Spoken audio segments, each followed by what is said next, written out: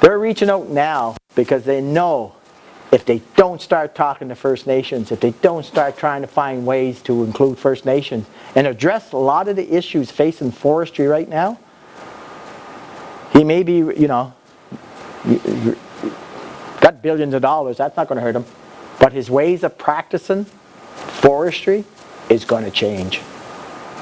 And just with the initiatives under Target 1, one of the things we made sure that we achieved under the Target 1 proposal that was approved for the province of New Brunswick, and MTI got one approved as well, and Fort Folly got one approved as well. Within the approval program that the province of New Brunswick was approved for, one of the sections in there is to address the inequalities between acts, regulations, and easements as it pertains to access and protecting land for treaty rights. So during this next 5 years, the acts and regulations that govern forest management is going to go through some type of overhaul.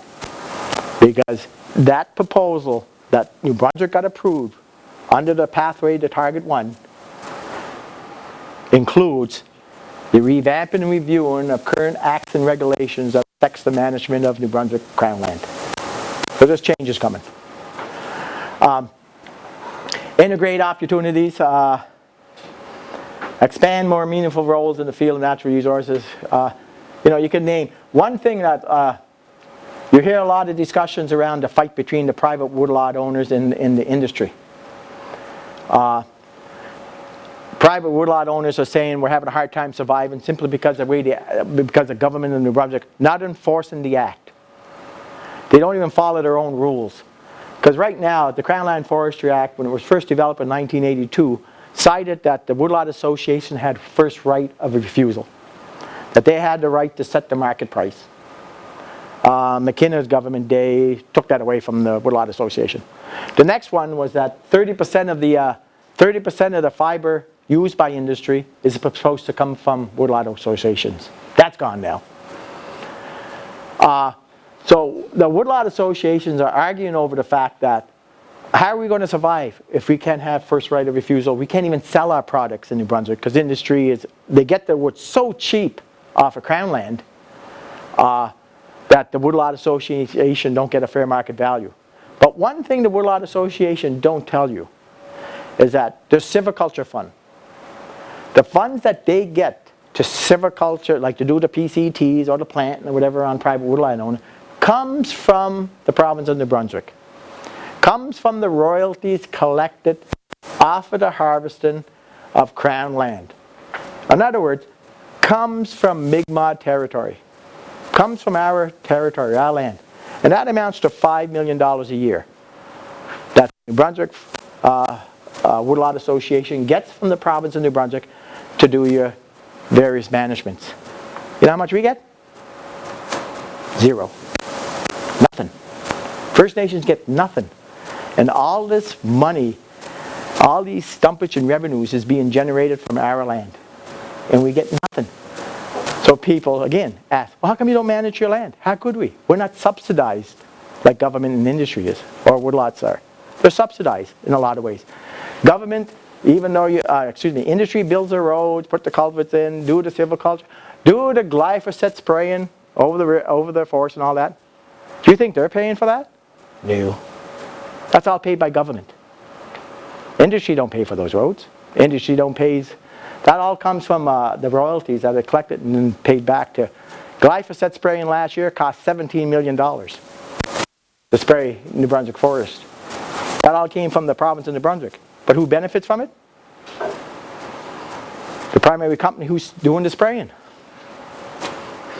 So, to really understand the sector, you've got to really understand how the revenue stream works. To see how much money that actually comes from the public to keep the forestry alive out there. To keep the forestry industry satisfied.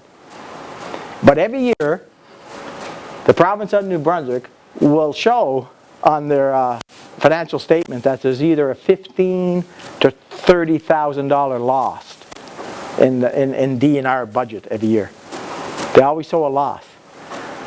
But yet millions and millions and millions are paid to industry to do a lot of the research, to do a lot of the infrastructure out there, to do to manage the PCT, to do the road construction, to do the maintenance, and to do the various vegetation management programs that they do.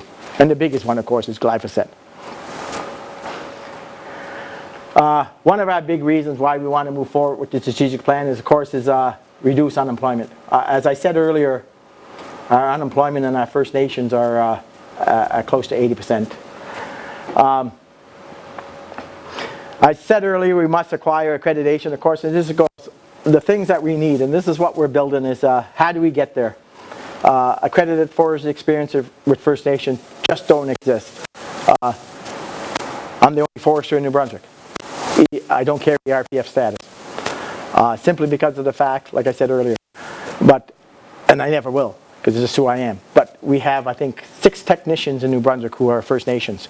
But because they can't find full-time jobs with industry, they went either off to the RCMP or to other training because they would not be employed full-time by industry. But they're graduate technicians. And they know what they're doing out there, but they don't get hired on. A lot of these things takes time, and they take, some sort of funding, some type of mechanism in order to achieve this. So we're hoping in building this plan that we're building that develop a way to do that, a strategic plan of how to address the human resource factor, but also just how we're going to pay for it. How's it going to happen? Is it going to come from revenue generated from the forest? Is it going to come from revenue sharing? Because that's a big thing that's coming, that's being discussed with a lot of levels of government now, is revenue sharing. And a lot of government right now will say, well, you get 5.3%, you get the royalties for 5.3%. That is directed to your community to do capacity building. They're taking the timber as just one commodity, one resource that's coming off of the land. You take the whole gamut of resources that are coming off of this land, right from mining to fishing to all the resource products, Christmas wreaths, blueberries, peat moss.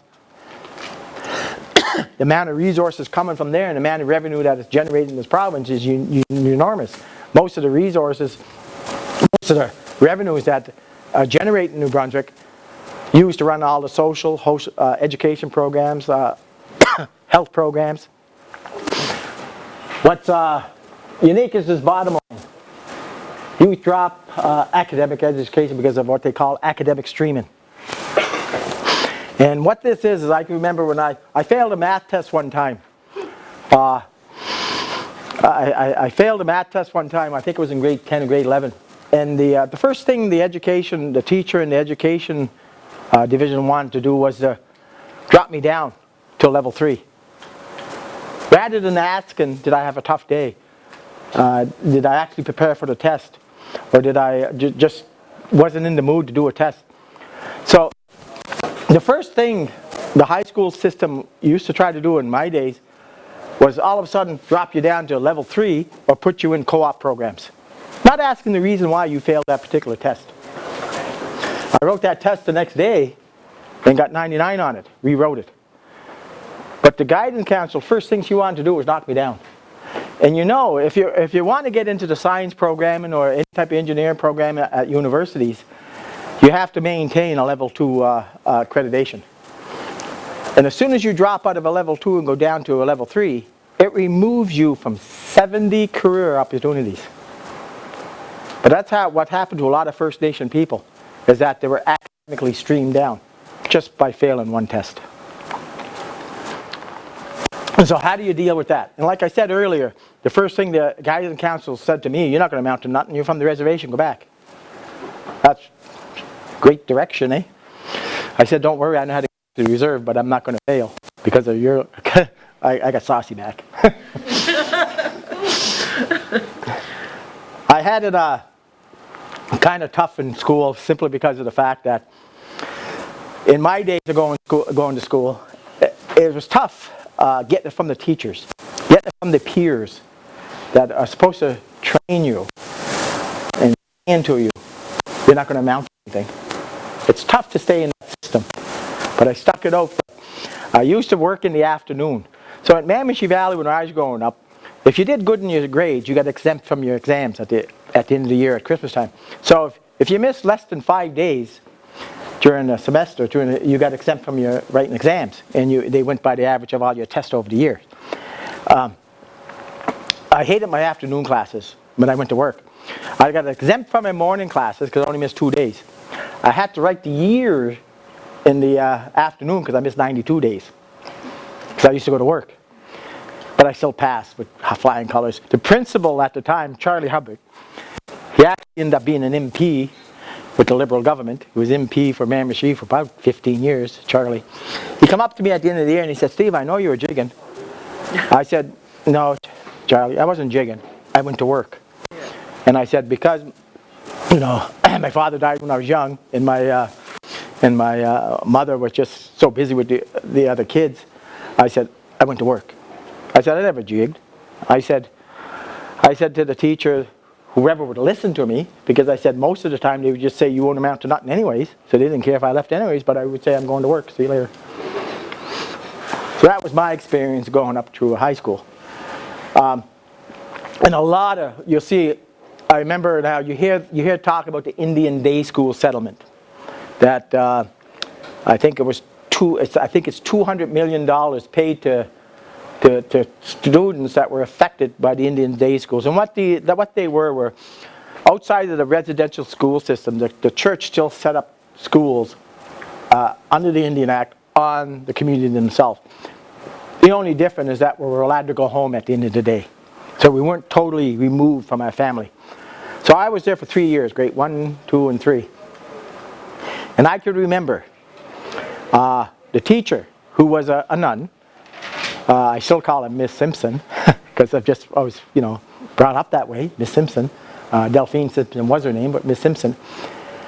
But if I don't speak my language anymore, because we were forbidden to speak it.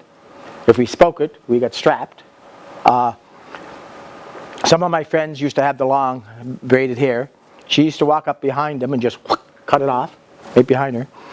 If we got out of line, you know how we all got, I don't know if this generation, but I know in that generation, we got out of line, we got the ruler or the strap, right? Of course, we got the ruler and the strap. What she used to do, because I would never cry. I would never cry in front of anybody. She used to turn the ruler on its side.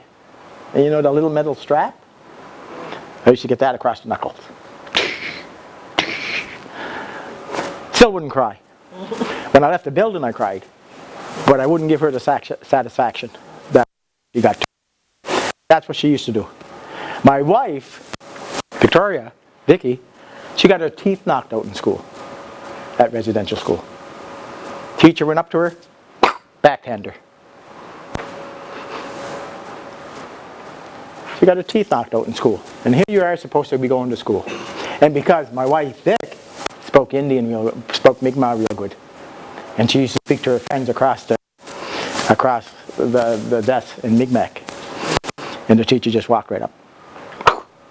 Knocked her 2 front teeth out. That was school for us. People don't understand how tough it was on reserve, of how we had to survive. A lot of the things we want to